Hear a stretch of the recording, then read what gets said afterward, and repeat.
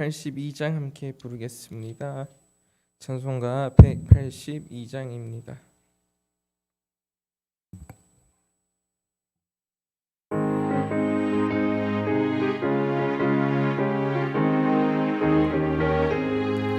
강물같이 흐르는 기쁨 성령 강림함이라. 정결한 마음 영원하도록 주의 거처 되겠네. 주님 주시는 참된 평화가 내 맘속에 넘치네. 주의 말씀에 거센 풍랑도 잠잠하게 되도다. 나의 생명 솟생케 되면 성령이 마심이라. 모든 의심 슬픔 사라져 주의 평강 넘치네. 주님 주시는 참된 평화가 내 맘속에 넘치네.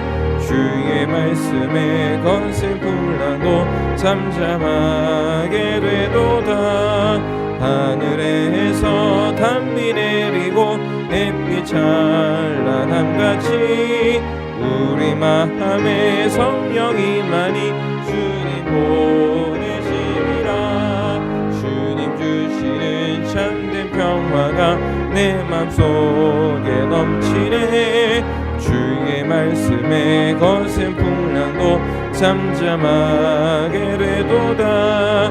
생명신에 넘쳐 흘러서 마른 광야 적시니 의의 열매 무르익어서 주수를 기다리네. 주님 주시는 참된 평화가 내 맘속에 넘치네. 주의 말씀에 거센 풍랑도 잠잠하게 되도다. 놀라우신 주의 은혜로 그의 얼굴 보겠네. 평화로운 안식처에서 영원토록 쉬겠네. 주님 주시는 참된 평화가 내 맘속에 넘치네. 주의 말씀에 거센 풍랑도 잠잠하게 되도다. 네, 함께 찬송가 그 밑에 장 183장 함께 부르겠습니다.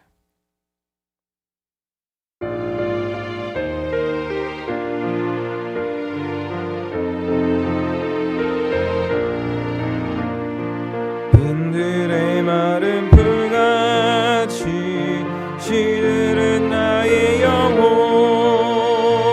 주님이 약속한 성령 간절히 기다리네. 가물어 메마른 땅에 단비를 내리시네. 성령의 단비를 부어 새 생명 주옵소서.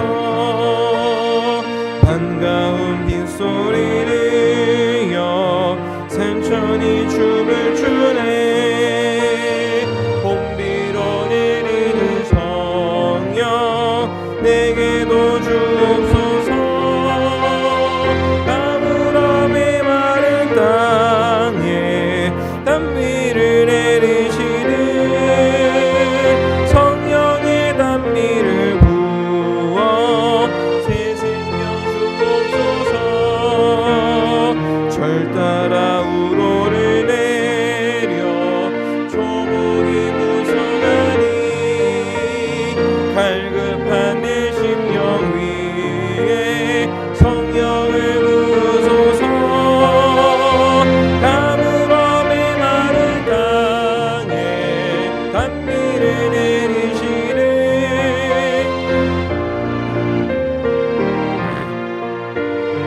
새 생명 주옵소서.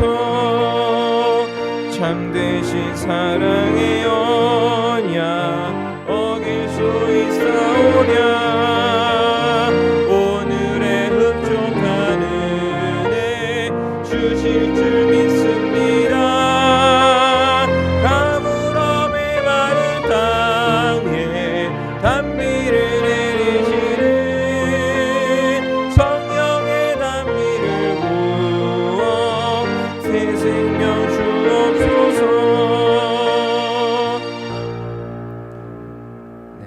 찬송가 259장 함께 부르겠습니다.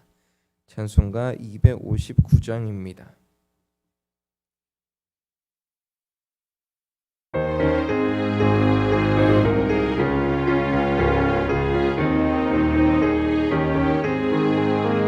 예수 십자가에 흘린 피로써 그대는 씻기어 있는가.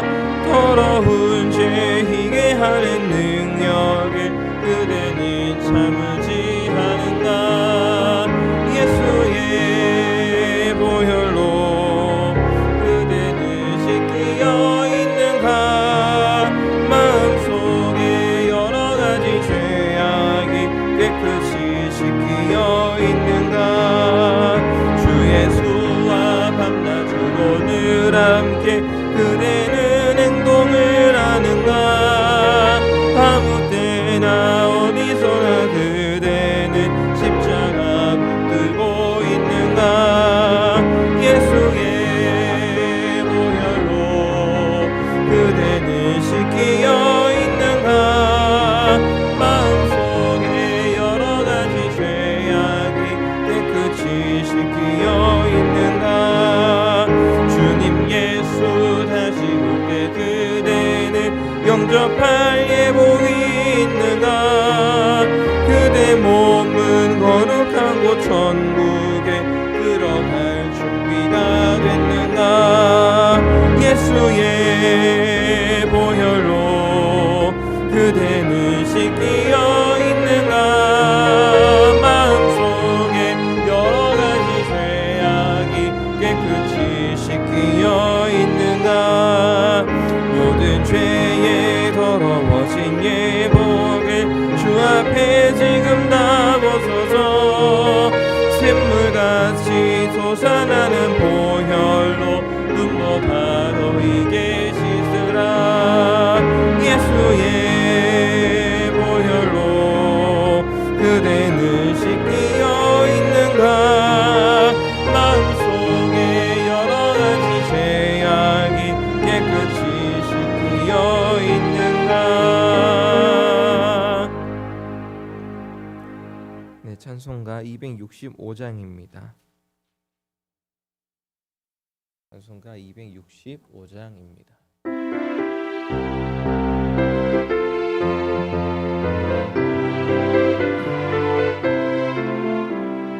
주 십자가를 지심으로 죄인을 구속하셨으니 그 피를 보고 믿는 자는 주님의 진노 면하겠네. 내가 그 피를 유월절 그 양의 피를 볼 때에 내가 널 넘어서 가리라.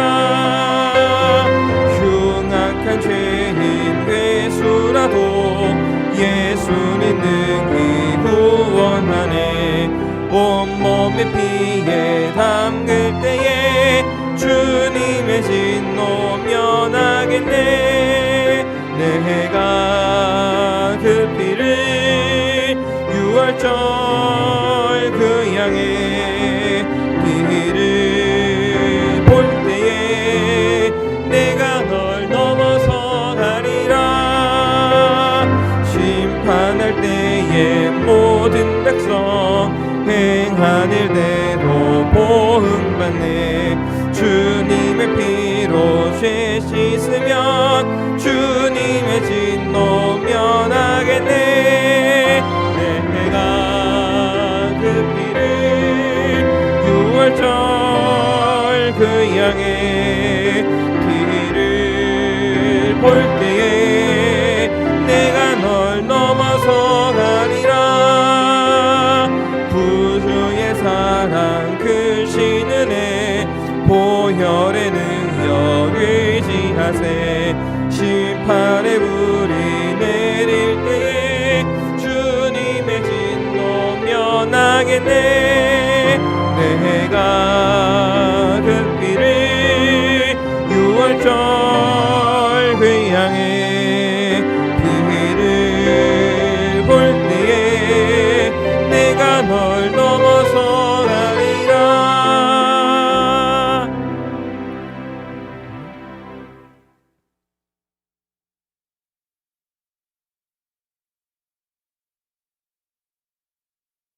이 시간 묵도하심으로 2021년 5월 5일 수요 예배를 하나님께 올려드리겠습니다.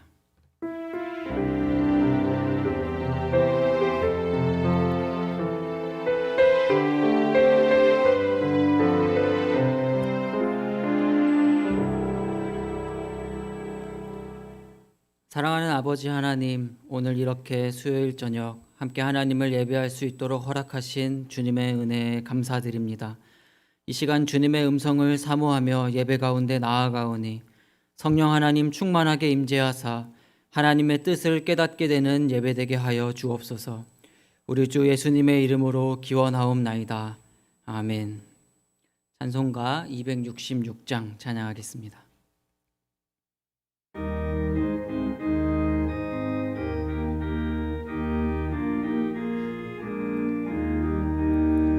주의 피로 이룬 샘물 참 깊고 넓도다. 구원하는 그 신능력 다 찬송할지라.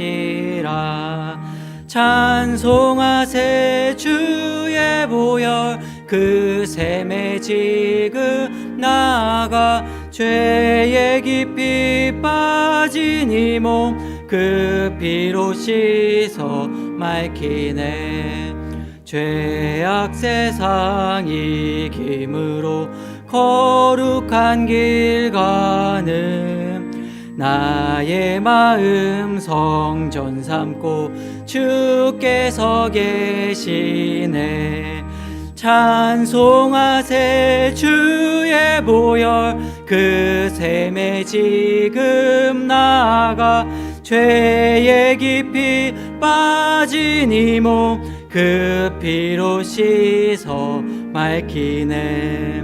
주 예수를 깊이 아는 놀라운 그 은혜 하늘나라 즐거움이 매일 새롭도다. 찬송하세 주의 보혈 그 샘에 지금 나아가 죄에 깊이 빠진 이 몸 그 피로 씻어 맑히네. 차순덕 권사님 기도해 주시겠습니다. 하나님 아버지 감사합니다. 부족한 저의 입술을 통하여 기도합니다. 먼저 저의 죄를 자복하오니 주님 용서하여 주세요. 이 시간 모든 영광과 권세 주님께 드립니다. 홀로 영광 받아주소서. 5월을 가정의 달로 허락하심 감사합니다. 우리에게 허락하신 부모님과 자녀가 믿음으로 하나 되어 주님 보시기에 합당한 가정이 되기를 간절히 소망합니다. 부모와 자녀가 각자의 믿음으로 승리하는 복되고 아름다운 가정이 되게 도와주옵소서. 오늘 이 시간이 있기까지 수고와 눈물로 우리를 길러주신 부모님들, 그들의 남은 삶을 건강으로 지켜주시길 간절히 기도드립니다. 또한 선물로 주신 귀한 어린 생명들, 그들이 키가 자라고 믿음이 성장하며 교회에 기둥되고 나라의 일꾼 되는 굳센 믿음의 자녀가 다 되기를 기도합니다. 상일 성전이 더욱 견고하여지며 또한 나라의 경제가 회복되고 그리하여 어려운 이웃들이 잘 살아가는 회복의 은혜를 주님 주시옵소서. 손석일 담임 목사님을 귀히 사용하시고 복의 복을 더하여 주시사 함께 동역하는 이만민 목사님과 교육자님께도 귀한 사역을 허락하시고 믿음으로 주신 사명 잘 감당하여 주님께 부족함이 없는 삶이 되게 도와주세요. 오늘의 예배를 위하여 준비한 모든 손길들과 특별히 말씀을 전하실 황인규 전도사님께 지혜를 더하시고 순종하며 드리는 가브리엘의 찬양을 기뻐 받아 주소서. 하나님 사랑합니다. 모든 영광을 주님 홀로 받으시기 바라며 예수님의 이름으로 간절히 기도드립니다. 아멘.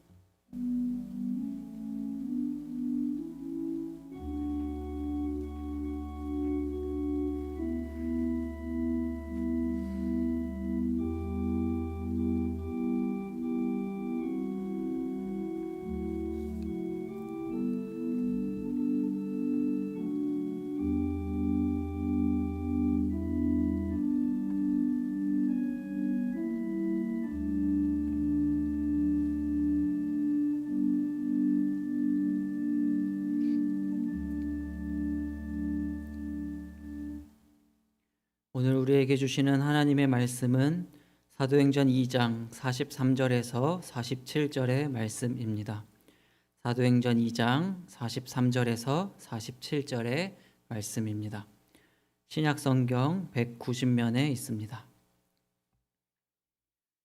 사람마다 두려워하는데 사도들로 말미암아 기사와 표적이 많이 나타나니 믿는 사람이 다 함께 있어 모든 물건을 서로 통용하고 또 재산과 소유를 팔아 각 사람의 필요를 따라 나눠주며 날마다 마음을 같이하여 성전에 모이기를 힘쓰고 집에서 떡을 떼며 기쁨과 순전한 마음으로 음식을 먹고 하나님을 찬미하며 또 온 백성에게 칭송을 받으니 주께서 구원받는 사람을 날마다 더하게 하시니라. 아멘.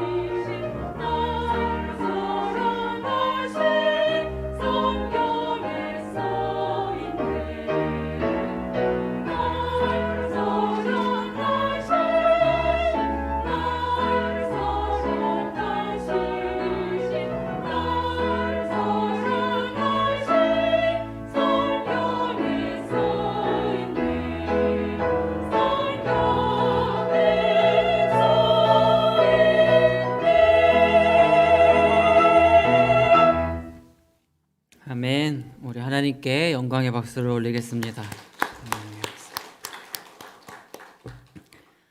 네, 반갑습니다. 오늘도 수요 예배에 오신 주님의 성도님들을 사랑하고 축복드립니다.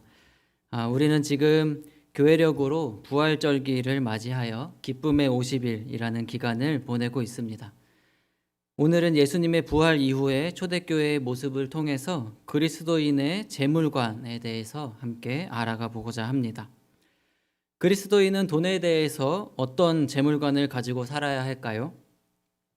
우리의 삶은 돈과 떨어질 수 없는 세상 속에서 살아가기 때문에 세상 가운데서 빛과 소금으로 또 예수님의 참된 제자로 참된 그리스도인으로 살아가기 위해서는 이 재물에 대한 문제를 우리가 바르게 정립하고 넘어갈 필요가 있습니다. 성도님들은 그리스도인으로서 어떤 재물관을 가지고 살아가고 계신가요?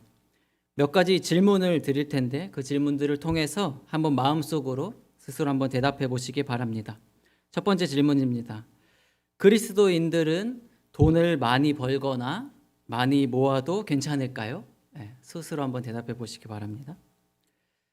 두 번째 질문은 우리한테 좀 적용되는 질문인데요. 성도님들은 돈을 많이 갖고 싶습니까? 아니면 돈을 적게 갖고 싶습니까? 네, 마지막 질문입니다. 그리스도인들은 돈을 어떻게 사용해야 할까요?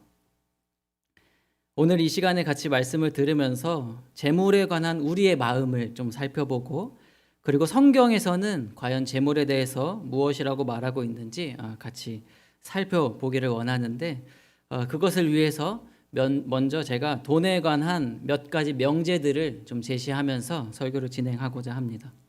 제가 만든 명제들입니다. 다들 아시겠지만 첫 번째 명제는 모든 인간은 돈을 사랑한다는 것입니다. 혹시 여기 계신 성도님들 중에 돈을 사랑하지 않으시는 분 있으면은 겉으로 들기는 조금 민망하니까 속으로 한번 나는 이제는 돈을 좀 사랑하지 않는다. 제가 명제를 만들고 보니까 우리 상일교회 그 집사님, 권사님, 장로님들 중에는 이제는 돈을 별로 사랑하지 않는 분이 계실 수도 있지 않을까 좀 이런 생각이 들긴 했는데요. 어쨌든 제가 정한 명제는 모든 인간은 돈을 사랑한다라는 그 말입니다. 이것을 조금 현실적으로 표현해 보면 이렇게 됩니다. 아까 했던 질문인데요. 우리 성도님들은 돈을 많이 가지고 싶으신가요? 아니면 적게 가지고 싶으신가요?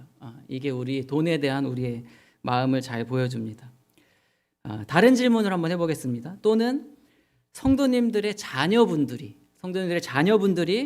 돈을 많이 버는 직장에 가면 좋을까요? 돈을 적게 버는 직장에 가면 좋으시겠습니까? 성도님들의 자녀분들이 큰 집을 얻었으면 좋겠습니까? 작은 집을 얻었으면 좋겠습니까? 네. 네, 저도 돈을 많이 갖고 싶습니다. 저도 돈이 많으면 좋겠어요. 통장에 돈이 많고 안정적인 삶을 살아가면 참 좋겠습니다. 저도 돈을 사랑한다는 이야기입니다.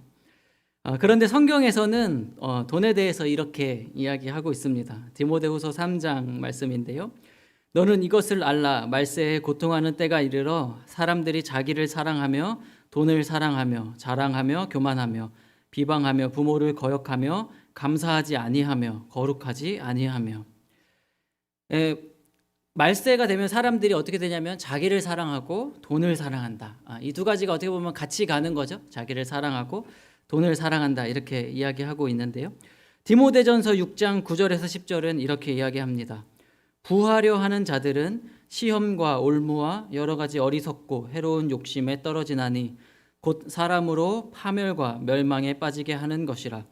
돈을 사랑함이 일만 악의 뿌리가 되나니 이것을 탐내는 자들은 미혹을 받아 믿음에서 떠나 많은 근심으로써 자기를 찔렀도다. 성경은 부하려 하는 자들은 시험과 올무와 여러 가지 어리석고 해로운 욕심에 떨어진다 이렇게 말하고 있습니다. 또 돈을 사랑하고 탐내는 자들은 미혹을 받아서 믿음에서 떠나게 된다. 그리고 많은 근심으로써 자기 자신을 찔른다 이렇게 이야기하고 있습니다. 그러므로 돈을 사랑하고 돈이 인생의 목표가 되는 사람들은 항상 근심하고 고민합니다. 돈을 못 벌면 못 벌어서 힘들어하고 돈을 벌면 더 벌지 못해서 힘들어하면서 살아간다는 것이죠. 우리에게 적용해서 예를 들면 이렇습니다. 집이 없는 사람들은 집이 없어서 힘들어하고 집이 있는 사람들은 집값이 더 오르지 않아서 옆에 동네 아파트 값이 더 오르면 내가 저기를 갔어야 되는데 또는 주식하는 사람들이 내 주식이 안 되면 안 돼서 힘들어하고, 내 주식이 조금 올랐으면 이걸 더 넣었어야 되는데, 이런 생각을 하면서 계속 근심과 유혹 가운데 살아가게 된다는 것이죠. 세상에서는 인생의 목표가 돈을 많이 벌기 위한 것에 있는 사람들이 있습니다. 어쩌면 대부분의 세상 사람들이 돈을 우리 인생의 목표로 두고 살아갑니다. 내가 몇 살까지는 통장에 이 정도를 모아야겠다. 내가 언제까지는 내 집을 마련해야겠다. 내가 노후에는 한 달에 이 정도는 쓰면서 살 수 있도록 돈을 저축해야겠다. 이게 세상 사람들이 가지고 있는 인생의 목표입니다. 심지어 요즘에는 초등학생들의 장래 희망이 돈을 잘 버는 것에 따라 달라지는 현실입니다. 때로는 초등학생들의 장래 희망 1등이 임대업이었다가, 때로는 게이머들 시장이 커지니까 게이머가 됐다가, 또는 공무원에 사람들이 몰리니까 초등학생들의 꿈이 공무원이 됐다가, 요즘에는 유튜버가 꿈으로 많이 늘어나고 있습니다. 우리 성도님들의 삶의 목표는 무엇입니까? 우리 성도님들의 삶의 목표점은 어디에 있습니까? 세상 사람들의 모든 꿈과 세상 사람들의 모든 목표는 내가 죽는 그날에 맞춰서 계획되어 있습니다. 세상 사람들이 갖고 있는 목표는 내가 죽기 전까지 나의 삶에 대해서 계획이 짜져 있다는 거죠. 그러나 그리스도인들의 삶의 목표점은 영원한 하나님의 나라, 그리고 그 나라에 가서 우리가 하나님 앞에 서게 되는 그날, 하나님 앞에서 결산하는 그날에 우리의 목표점이 있다는 것입니다. 우리의 인생의 목표점이 우리가 죽는 날이 아니라 하나님 앞에 서게 되는 그날이라는 것을 깨닫게 된다면 우리의 인생의 방향이 달라지게 됩니다. 돈은 더 이상 우리의 인생의 목표가 될 수 없습니다. 하나님 나라와 하나님 나라의 그 뜻을 위해서 사용되어지는 도구, 돈은 그 도구라는 것을 우리가 깨닫게 된다는 것입니다. 오늘 이 시간 말씀을 듣는 성도님들 안에서 돈과 나의 삶의 이 관계 설정이 영원한 하나님의 나라의 그 관점을 가지는 그 새로워지는 은혜가 있으시기를 축복드립니다. 돈에 관한 두 번째 명제입니다. 돈에 관한 두 번째 명제는 하나님과 돈을 동시에 섬길 수 없다입니다. 마태복음 6장에서는 재물에 대해서 이렇게 말씀합니다. 한 사람이 두 주인을 섬기지 못할 것이니 혹 이를 미워하고 저를 사랑하거나 혹 이를 중히 여기고 저를 경히 여김이라. 너희가 하나님과 재물을 겸하여 섬기지 못하느니라. 이 말씀을 잘 살펴보면 한 사람이 두 주인을 섬기지 못하는데 혹 하나를 미워하고 다른 하나를 사랑하거나, 아니면 하나를 중요하게 여기고 다른 하나를 가볍게 여기기 때문이다, 이렇게 얘기하면서 중요한 것은 이 두 가지 이 대척점을 하나님을 섬기는 것과 재물을 섬기는 것, 이게 두 개가 대립되고 있다, 이것을 이야기하고 있습니다. 다르게 이야기해보면 우리가 지금 그리스도인으로서 하나님을 사랑하고 하나님을 섬기려고 하고 있는데, 우리가 하나님을 사랑하고 하나님을 따라가려고 하다 보면 돈을 사랑하는 내 마음과 서로 부딪히게 된다는 것을 의미합니다. 이것은 하나님과 돈에 있어서 우리가 확실한 우선순위를 정해야 된다라는 것을 말하고 있는데요. 하나님의 말씀에 순종하는 삶을 살기 위해서는 항상 그런 것은 아니지만 때때로 나의 재물에 대한 소비가 필요할 때가 있습니다. 하나님의 뜻을 내가 알 것 같은데 이것이 나의 재정의 소비가 필요하거나, 또는 내가 벌 수 있는 돈을 멈추는 것, 이것이 하나님의 뜻이 우리에게 다가올 때가 있다는 거죠.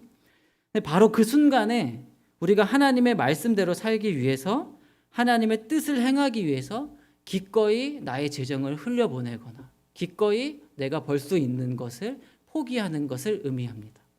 제가 짧지만 회사를 2년 다녔는데요.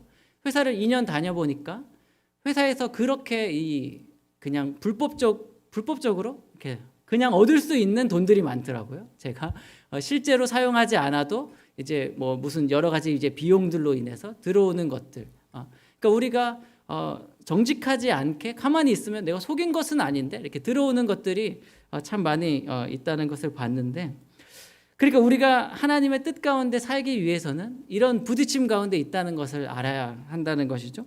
그리고 우리가 하나님의 뜻대로 살기 위해서 확실한 우선순위를 정하지 않으면 우리의 마음이 끌리는 대로 움직일 수밖에 없다라는 것입니다. 그런데 우리가 한 가지 꼭 기억해야 되는 것이 있는데, 하나님의 뜻을 행하기 위해서 우리의 재정을 내려놓는 결정을 했을 때, 그때 우리가 어떤 것들을 알게 되냐면 세상의 돈의 흐름이 있는데요. 세상의 돈의 흐름 이면에 하나님 나라의 재정의 흐름, 하나님 나라의 재정의 원리가 있다는 것을 비로소 그때 우리가 경험할 수 있게 됩니다. 잠언 11장 24절 25절 말씀입니다. 흩어 구제하여도 더욱 부하게 되는 일이 있나니 과도히 아껴도 가난하게 될 뿐이니라. 구제를 좋아하는 자는 풍족하여질 것이요 남을 윤택하게 하는 자는 자기도 윤택하여지리라. 히브리서 13장 1절 2절입니다. 형제 사랑하기를 계속하고 손님 대접하기를 잊지 말라. 이로써 부지 중에 천사들을 대접한 이들이 있었느니라. 이렇듯 우리는 항상 열심히 모으고 또 성공적인 재테크, 투자로서 이 땅에 재물을 많이 쌓아가는 세상의 돈의 흐름, 여기 가운데 항상 지배되어 있는데, 성경에서는 무엇을 말하냐면 하나님 나라의 재정의 원리가 있다는 것을 이야기해주고 있다는 것입니다. 또한 예수님께서도 친히 비유를 통해서 그 사람들이 내가 언제 주님을 먹이고 입히고 내가 언제 주님을 돌보았습니까? 이렇게 물어봤을 때 이 작은 자에게 한 것이 바로 나에게 한 것이다, 이렇게 말씀하셨는데요. 이렇게 자신도 모르는 사이에, 우리도 모르는 사이에 예수님을 먹이고 입히고 이런 사람들이 있다는 것이죠. 이게 하나님 나라의 재정의 흐름의 원리 가운데 한 가지입니다. 이렇게 믿음의 그리스도인들은 세상과는 다른 재정의 흐름을 알고 또 그 방식대로 실제로 살아가는 사람들을 말합니다. 종종 이런 재물에 관한 설교를 하면 자칫 이런 그 오해를 하기가 쉬운데요. 어떤 오해냐면 저는 이 설교를 준비하면서도 우리 사랑하는 모든 상일교회 성도님들이 이렇게 가난하거나 재정의 어려움 때문에 힘들어하는 일이 없었으면 좋겠다, 이런 마음으로 이 설교를 준비합니다. 우리 성도님들이 가난하지 않으면 참 좋겠다. 평생을 살아가는 동안에 하나님께서 주시는 넉넉함과 하나님께서 주시는 풍성함을 경험하면서 돈 때문에 힘들어하지 않고 날마다 그 하나님의 풍성함을 찬양하고 감사하면서 이렇게 살았으면 참 좋겠다, 이런 마음으로 설교를 준비합니다. 그런데 성경을 묵상하다 보면 반면에 그 걱정되는 부분이 훨씬 이제 많아진다는 것을 알게 되는데요. 누가복음 12장에 보면 이런 구절이 있습니다. 자기를 위하여 재물을 쌓아두고 하나님께 대하여 부요하지 못한 자가 이와 같으니라. 이 비유는 어떤 사람이 나를 위해서 창고에다 재물을 가득 쌓은 다음에 이제는 내 영혼을 즐겁게 하자, 이제는 내가 이 돈을 누리자 했더니 하나님께서 그 다음 날에 이 영혼을 데려가셨다, 이렇게 말씀하시면서 자기를 위해서 재물을 쌓아두는데 하나님께 대하여 부요하지 못한 자가 이 사람과 같다, 이렇게 말씀하셨습니다. 우리 성도님들이 가난에 힘들지 않고 하나님께서 풍성함과 넉넉함을 주시기를 원하지만, 하나님께서 넉넉함과 풍성함을 주셨는데 재물은 쌓였는데 우리가 하나님께 대하여 부요함을 잃어버린다면 그것만큼 안타까운 일이 없다는 것이죠. 이것을 두려워한 잠언의 지혜자는 이렇게 말했습니다. 곧 헛된 것과 거짓말을 내게서 멀리 하옵시며 나를 가난하게도 마옵시고 부하게도 마옵시고 오직 필요한 양식으로 나를 먹이시옵소서. 혹 내가 배불러서 하나님을 모른다, 여호와가 누구냐 할까 하오며 혹 내가 가난하여 도둑질하고 내 하나님의 이름을 욕되게 할까 두려워함이니이다. 이것과 더불어 또 한 가지 염려는 아까 돈을 사랑하면 믿음에서 떠나게 된다 이야기했는데 이것과 비슷한 맥락입니다. 재물의 유혹 때문에 우리가 겪는 어려움인데요. 마태복음 13장입니다. 가시떨기에 뿌려졌다는 것은 말씀을 들으나 세상의 염려와 재물의 유혹에 막혀 결실하지 못하는 자요.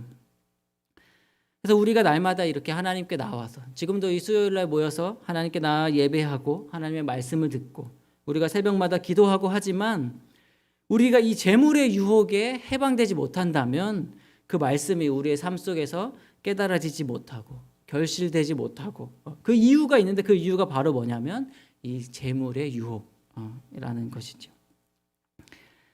그래서 우리 사랑하는 상일교회 모든 성도님들이 세상의 돈의 원리가 아닌 하나님의 재정의 원리를 깨닫기를 원합니다. 그래서 하나님께 대하여 부요한 삶을 살아가게 되고 재물의 유혹에서 벗어나서 살아계신 하나님의 말씀을 우리 삶에서 경험하는 그 경험을 통해서 기쁨으로 세상이 줄 수 없는 세상이 돈이 줄 수 없는 기쁨으로 이 세상을 살아가는 우리 성도님들 되시기를 축복드립니다.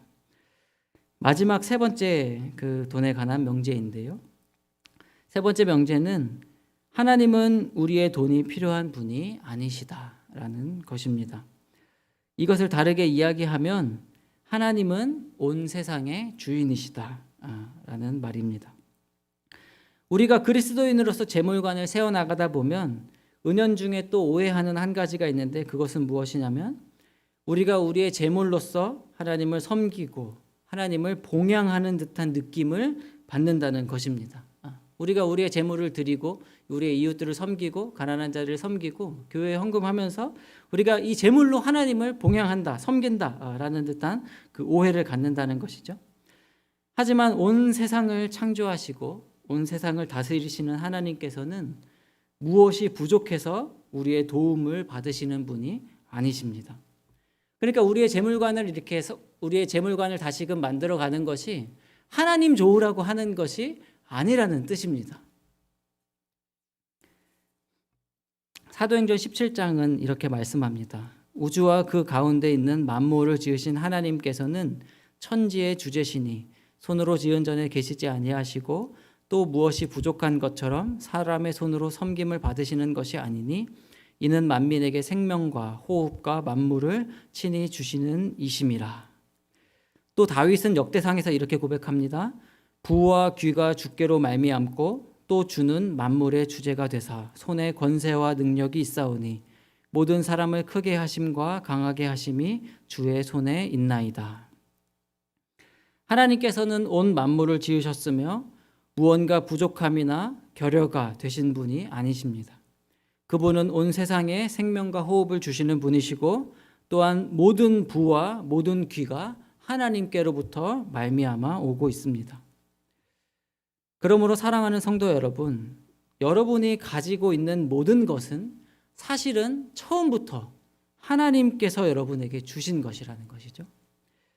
지금 여러분이 가지고 있는 그 모든 것은 이미 주님의 것이고 언젠가는 주님께서 우리에게 맡기신 것에 대해서 어떻게 사용하였는지 결산할 때가 반드시 오게 된다는 것입니다. 제가 예전에 재작년에 초등부를 할 때 초등부에서 제자 훈련을 할 때가 있었습니다. 초등부에서 제자 훈련을 할 때 이 돈에 관한 그 과목이었는데요. 그 돈에 관한 아이들과 이제 성경 공부를 하는데 아이들을 갖고는 이제 게임을 많이 해야 됩니다. 제자 훈련을 할 때. 그래서 아이들과 그때 했던 게임이 뭐였냐면 땅 따먹기 게임이었는데요. 제가 어렸을 때도 많이 했는데 이렇게 모래판에 이렇게 그 자기 영역을 그어놓고 이렇게 3번 이렇게 쳐가지고 다시 들어오면은 거기가 이제 내 땅이 되는 그런 게임입니다. 그래서 아이들하고 이제 그 모래판에 갈 수는 없으니까 제가 이제 문방구에 가가지고 문방구에 가서 큰 전지를 여러 장 사왔습니다. 그래서 전지를 여러 장 사와서 아이들하고 이제 그 게임을 했습니다. 아이들 이제 4명씩 나눠가지고 전지의 귀퉁이에다가 이렇게 자기 그 영역을 그려주고 이거 이제 네 땅이야 하고서 이제 아이들끼리 돌아가면서 이렇게 3번씩 공기알을 쳐가지고 들어오면 이제 자기 땅이 되는 거죠. 어떤 아이들은 많이 모은 그 땅을 많이 모은 아이들도 있고 어떤 아이들은 적게 모은 아이들도 있었습니다. 그때 이제 이 성경 공부를 마치면서 제가 이제 아이들한테 질문을 하나 했는데요. 아이들이 저한테 와서 계속 이제 자랑을 했어요. 전도사님 이거 보세요. 제가 이만큼이나 그 많이 땅을 얻었습니다. 하면서 막 저한테 자랑을 하는 거예요. 그래서 제가 이제 아이들한테 얘들아 근데 내가 그 한 가지 물어볼 게 있는데 이 그 땅, 너희가 그 열심히 해서 그 얻은 땅이 누구 땅이지? 이렇게 물어봤습니다. 그래서 아이들이 아주 고민도 없이 제 땅이에요. 제가 열심히 벌었습니다. 제가 열심히 해서 얻은 제 땅입니다. 아이들이 이제 이렇게 얘기를 하더라고요. 그래서 맞아. 너네들이 열심히 해서 너가 열심히 해서 모은 거지. 너가 갖고 있는 게 맞아. 이렇게 하면서 제가 한 가지 질문을 더 했는데 근데 얘들아 혹시 그 종이 너네 그 땅 그려진 그 종이를 누가 사왔는지 알아? 이렇게 물어봤습니다. 그 종이 전도사님이 문방구 가서 전도사님 돈 주고 전도사님이 사온 거야. 그 종이 사실은 처음부터 전도사님이 돈 주고 산 전도사님 거야. 그거 이렇게 얘기를 하니까 아이들이 약간 이제 당황을 하더라고요. 그런데 저는 하나님께서 우리에게 맡겨주신 이 삶의 원리가 이것과 비슷하다고 생각합니다. 처음부터 이 모든 땅과 이 모든 천지에 있는 모든 재물은 다 하나님의 소유라는 것이죠. 하나님의 것인데 우리가 열심히 일하고 열심히 버는 것 이것도 하나님의 은혜입니다. 재물을 벌 수 있는 힘, 능력, 재물을 벌 수 있는 직장 이 모든 것이 하나님의 은혜인데 그것을 하나님께서 우리에게 선물로 이제 허락해 주시는 것이죠. 그런데 우리가 기억해야 될 게 있다면 그 모든 것이 처음부터 하나님의 것이고 하나님께서 우리에게 맡기신 것이라는 말입니다. 때로는 우리가 11조에 대해서 생각할 때 이런 오해를 합니다. 10분의 1을 구별해서 하나님께 드리면서 이 10분의 1은 하나님의 것으로 드리고 나머지 10분의 9는 내 것이다. 이렇게 은연중에 우리가 오해할 때가 있어요. 그런데 11조의 원래 의미가 무엇이냐면 이 10분의 1은 하나님의 것, 이 10분의 9는 이제 내가 쓰는 것 이런 의미가 아니고 나에게 주신 모든 것이 다 하나님의 것인데 그것을 기념해서 10분의 1을 하나님께 드린다는 것입니다. 나에게 주시는 이 모든 것이 다 하나님의 것입니다. 그런데 내가 그것을 기념하고 그것을 믿음으로 고백하면서 10분의 1을 주님 앞에 드린다는 것이죠. 우리가 지금까지 여러 성경의 말씀들을 통해서 그리스도인의 재물관에 대해서 여러 가지 그 이야기들을 살펴보았습니다. 그런데 제가 오늘 본문을 정해놓고 본문에 대한 설교를 하나도 하지 않았는데요. 제가 오늘 본문을 다시 한번 천천히 읽어보겠습니다. 제가 읽겠습니다.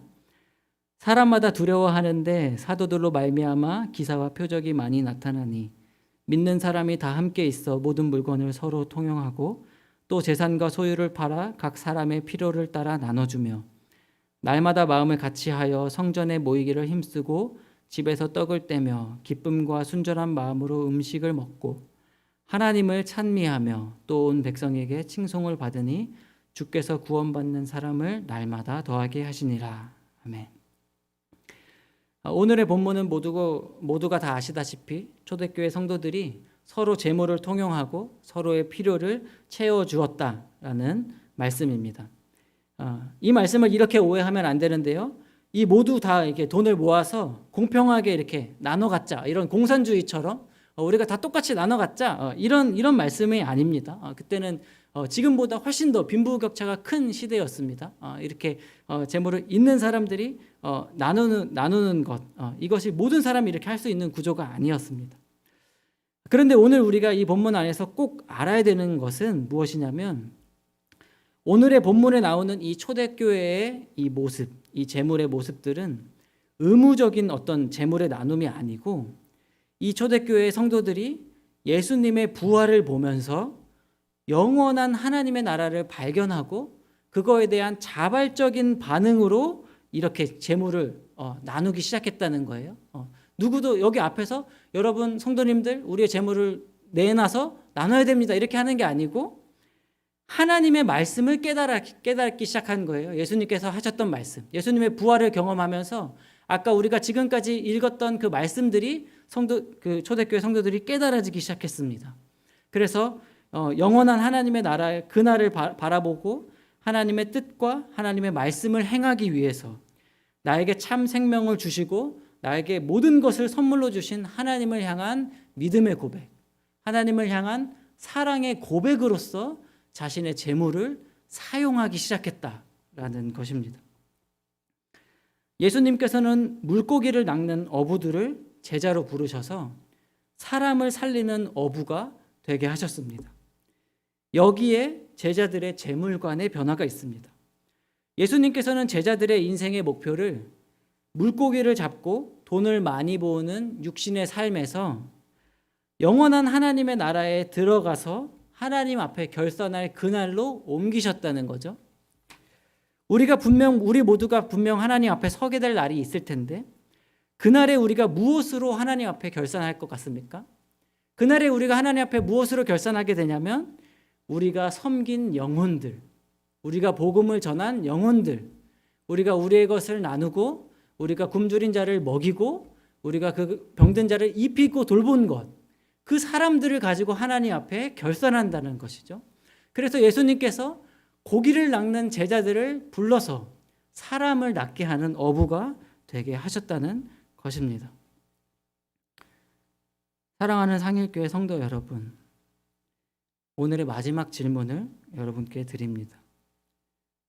우리 사랑하는 성도님들의 인생의 목표는 어디에 있습니까? 하나님께서 우리에게 주신 돈은 사랑해야 할 대상이 아니라 사용해야 할 대상입니다. 우리가 돈을 사랑하게 되면, 우리가 돈을 자꾸 사랑하게 되면 내가 돈을 사용하는 것이 아니라 어느 순간에 돈이 내 인생을 사용하게 된다는 것을 발견하게 될 것입니다. 하나님께서 우리에게 맡겨주신 재물을 가지고 영혼을 섬기는 데 사용하시기 바랍니다.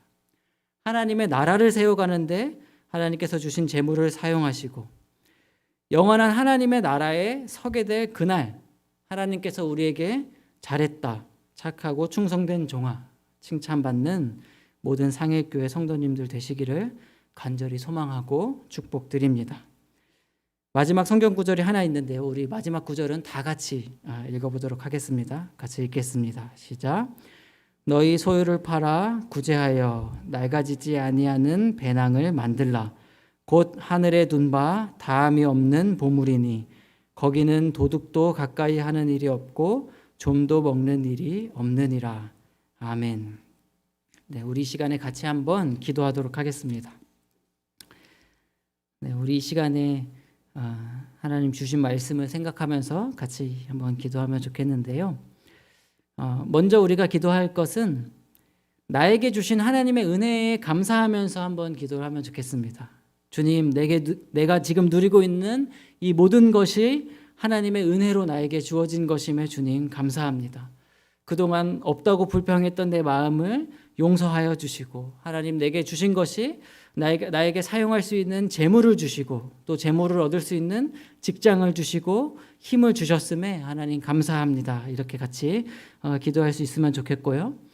두 번째로 기도할 때는 오늘 말씀을 생각하면서 하나님, 내가 하나님 나라의 재정의 흐름, 하나님 나라의 재정의 원리를 깨닫기를 원합니다. 주님 내게 허락해 주신 재정을 내가 어떻게 하면 하나님이 기뻐하시는 곳에 기뻐하시는 대로 사용할 수 있을지 하나님 나에게 지혜를 주십시오. 하나님 나에게 주님의 마음을 주십시오. 하나님 나에게 영혼을 향한 그 하나님의 마음, 아버지의 마음을 허락하여 주십시오. 주님, 내가 돈을 사랑하지 않고 하나님을 사랑하게 하여 주시고 내가 돈을 선택하지 않고 하나님을 선택하면서 나갈 때 주님, 나의 모든 필요를 이미 아시는 주님께서 주님 나의 재정을 채우시고 들의 백합화와 하늘의 나는 새들을 먹이심과 같이 주님 나의 삶도 주님께서 먹이고 계시다는 것, 주님께서 이미 나의 삶을 책임지고 계시다는 것을 주님 내가 깨달을 수 있도록 하여 주십시오. 주님, 내가 주님의 이 재정의 원리들을 경험하면서 살아갈 수 있게 해달라고 오늘 들은 말씀을 생각하면서 우리 한번 뜨겁게 기도하도록 하겠습니다. 같이 기도합니다. 사랑하는 하나님, 감사합니다. 하나님, 우리에게 주신 모든 것이 하나님의 은혜입니다. 하나님, 내가 나의 가진 것이 없다고 불평하고 하나님 내가 더 가지지 못해 마음을 상해하고 하나님 나의 가진 것이 부족하다며 아버지 내가 눈물을 흘리던 나의 마음을 이 시간 주님 앞에 내려놓습니다.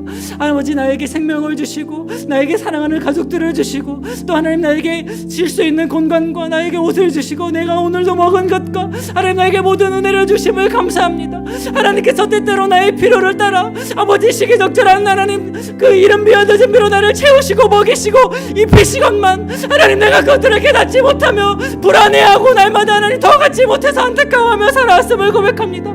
그러나 주님 이 시간 내가 눈을 들어 하나님을 바라보니 하나님이 세상의 돈의 흐름이 아닌 하나님 나라의 재정의 원리가 나에게 깨달아지는 놀라운 은혜가 이 시간 있기를 원합니다. 아버지 내가 나의 것을 모으는데 하나님 나의 삶을 목표를 두는 것이 아니라 아버지 하나님께서 나에게 허락하신 재물을 가지고 아버지 내가 나에게 맡기신 영혼들을 섬기며 하나님 나라에 내가 서게 될 그날을 나의 인생의 목표를 두고 나아가기를 원합니다.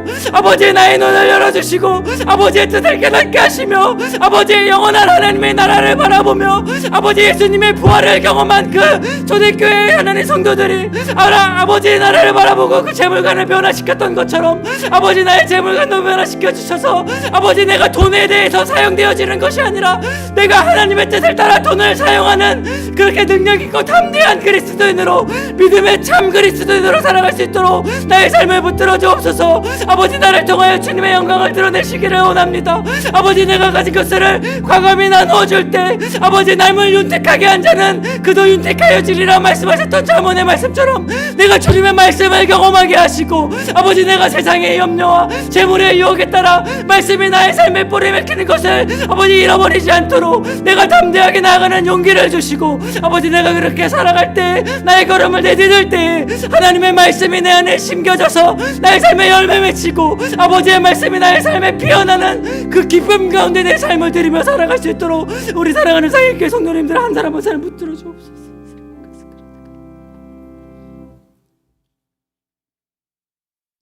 사랑하는 하나님, 오늘도 우리를 예배 가운데 불러주시고 하나님의 음성을 깨달아 영원한 하나님의 나라를 꿈꾸는 부활의 증인의 삶으로 결단하게 하여 주시니 감사를 드립니다.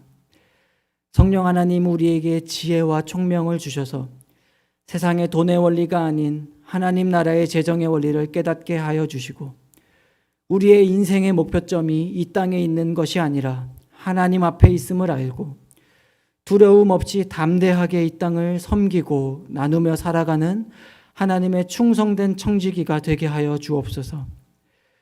주님의 말씀을 따라 재정을 사용하고 이웃을 섬기며 나아갈 때에 우리가 남을 윤택하게 하는 것 같이 하나님께서 우리들의 재정 또한 윤택하게 하여 주시고 우리가 하나님의 마음을 기쁘시게 해드리는 것 같이 우리의 마음도 하나님께서 주시는 기쁨으로 차고 넘치는 은혜가 있게 하여 주옵소서.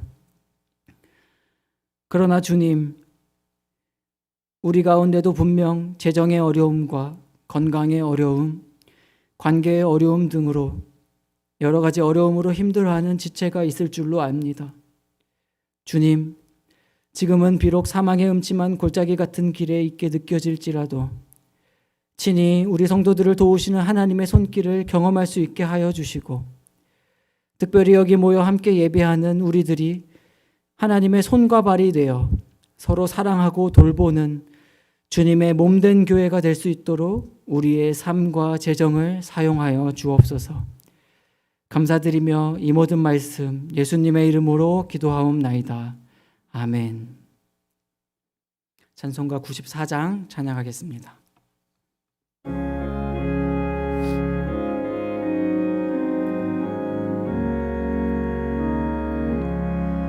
주 예수보다 더 귀한 것은 없네. 이 세상 부귀와 바꿀 수 없네. 영죽은 내 대신 돌아가시 그 놀라운 사랑 있지.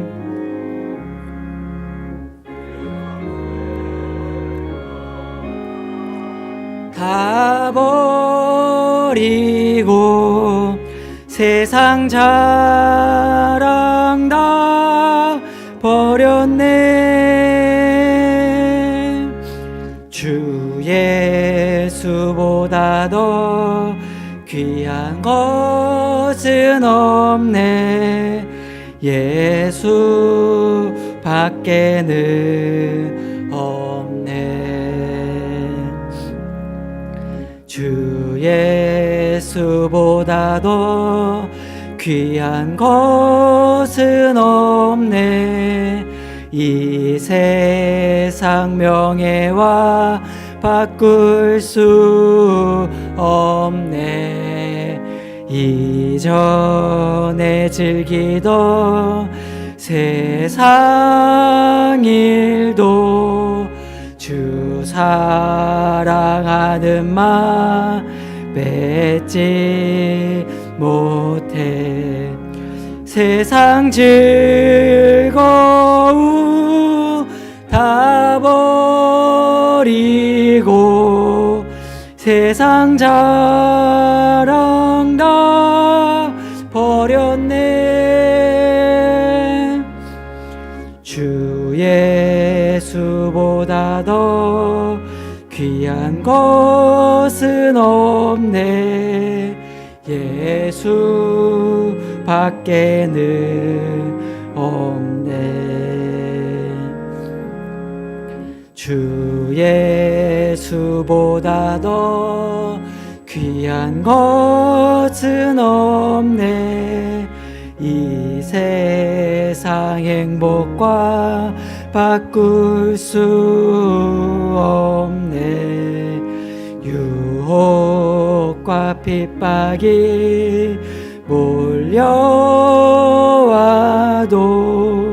주 섬기는 내 맘 변치 않아.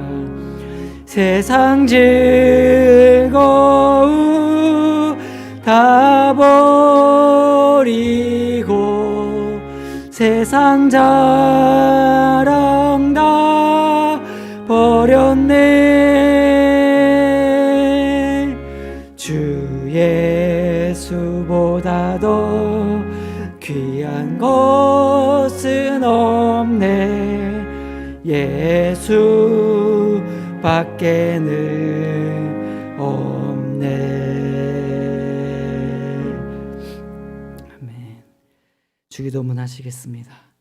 하늘에 계신 우리 아버지, 아버지의 이름을 거룩하게 하시며 아버지의 나라가 오게 하시며 아버지의 뜻이 하늘에서와 같이 땅에서도 이루어지게 하소서.